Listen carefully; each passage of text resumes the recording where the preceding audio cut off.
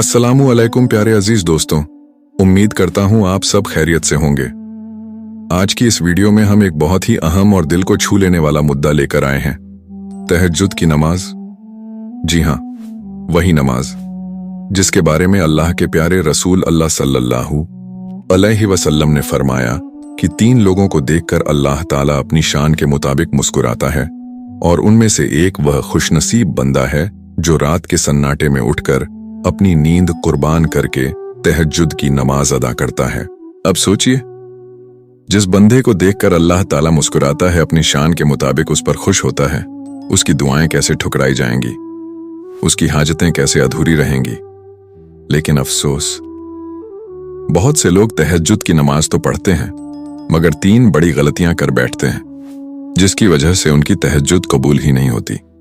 मेहनत करके उठते हैं, नींद कुर्बान करते हैं, लेकिन इन 3 गलतियों की वजह से सारा सवाब जाया कर देते हैं।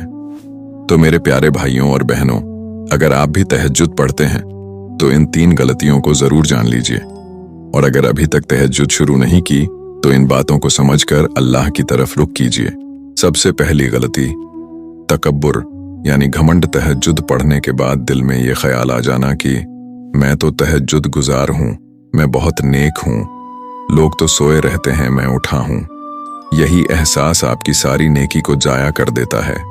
हजरत अब्दुल्लाह इब्ने उमर रजी अल्लाहु अन्हु एक हदीस सुनकर इतना रोए कि दाढ़ी आंसुओं से तर हो गई। हदीस क्या थी? रसूल अल्लाह सल्लल्लाहु अलैहि वसल्लम ने फरमाया, जिसके दिल में राई के दाने के बराबर भी घमंड होगा, वो जन्नत की खुशबू भी नहीं सूंघ पाएगा। सोचिए, तहज्जुद पढ़ना कितना बड़ा अमल है और घमंड उसकी कबूलियत को कैसे खत्म कर देता है।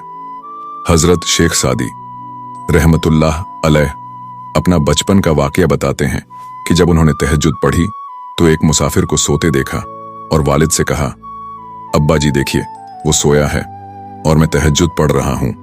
वालिद ने फरमाया, बेटा तूने जो तहज्जुद पढ़ी है इससे तो बेहतर था कि तू सोया रहता। अगर नेकी करने के बाद दिल में घमंड आ जाए तो वो नेकी कबूल नहीं होती।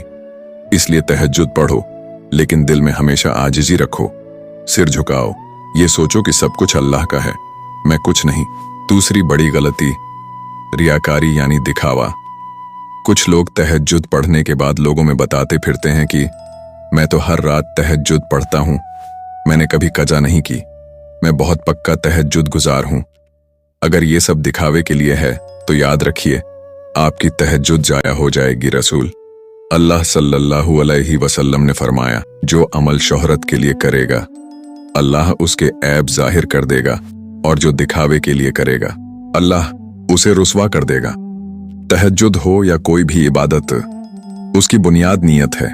अगर नीयत सिर्फ अल्लाह की रजा है तो अमल कबूल होगा, वरना नहीं। हाँ, अगर आप किसी को हौसला देने के लिए बताते हैं कि मैं तहज्जुद पढ़ता हूं, तुम भी पढ़ो, ये फजीलत है तो ये अलग बात है। लेकिन अगर सिर्फ वाहवाही पाने के लिए बोलते हैं तो ये रिया है, और रिया छोटा शिर्क है। अल्लाह ताला रिया करने वालों का अमल कबूल नहीं करता।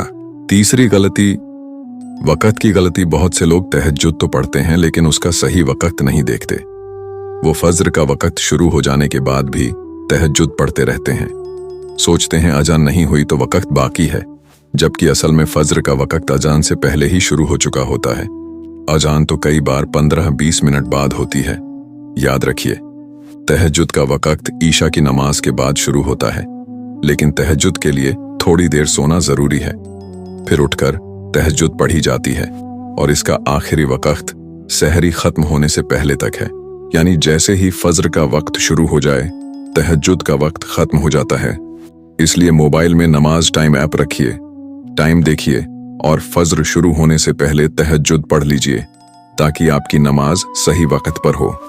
तो दोस्तों, ये थीं वो 3 बड़ी गलतियां जिनकी वजह से बहुत से लोगों की तहज्जुद की नमाज कबूल नहीं होती। अल्लाह ताला हमें समझने और अमल करने की तौफीक अता फरमाए। तहज्जुद एक बहुत बड़ा तोहफा है, अल्लाह के करीब होने का जरिया है। इस मौके को जाया मत कीजिए, तकब्बुर छोड़ दीजिए, दिखावा मत कीजिए, और सही वक़्त पर तहज्जुद पढ़िए। फिर देखिए अल्लाह कैसे आपकी दुआएं कबूल करता है, परेशानियां दूर करता है और बरकतों के दरवाजे खोल देता है।